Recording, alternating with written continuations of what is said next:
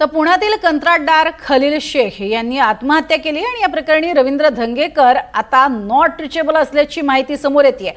स्वारगेट पोलिसांकडून धंगेकरांना संपर्क साधण्याचा प्रयत्न झालाय, मात्र धंगेकर हे आता नॉट रिचेबल झाले। यापूर्वीच इथल्या पोलिसांनी दिलेल्या माहितीनुसार ज्या 14 जणांची नावं खलील शेख यांनी घेतलेली आहे त्यांच्यावरती अर्थातच त्यांची अटक केली जाईल आणि त्यानंतर आपण बघतोय रवींद्र धंगेकर हे नॉट रिचेबल आहेत अशी माहिती समोर येते। अधिक माहिती घेऊयात यशपाल सोनकांबळे यांच्याकडनं।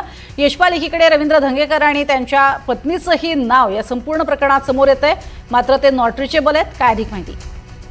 अगदी बरोबर आहे प्रज्ञा। आता स्वारगेट पोलिसांकडून ज्या 14 जणांवर गुन्हा दाखल झाला आहे त्यांचा शोध सुरू आहे। त्यांचा म्हणजे त्यांना अटकेची कारवाई आणि त्यानंतर त्यांचा जबाब नोंदवण्यात येईल।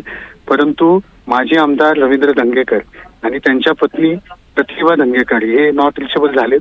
त्यांच्या घरी ताळा लागलेला आहे। एकूणच माहिती मिळते की धंगेकर पती पत्नी आता पुणे कोर्टामध्ये अटकपूर्व जामिनासाठी अर्ज दाखल करण्याची शक्यता आहे।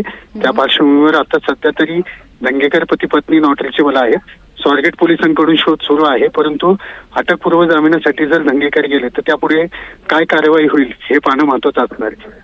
नक्कीच, तुर्तास धन्यवाद यशपाल या संपूर्ण माहितीसाठी। एकीकडे आपण बघतोय की धंगेकरांनी अटकपूर्व जामिनासाठी सुद्धा अर्ज केलाय, मात्र सध्या ते नॉट रिचेबल आहेत।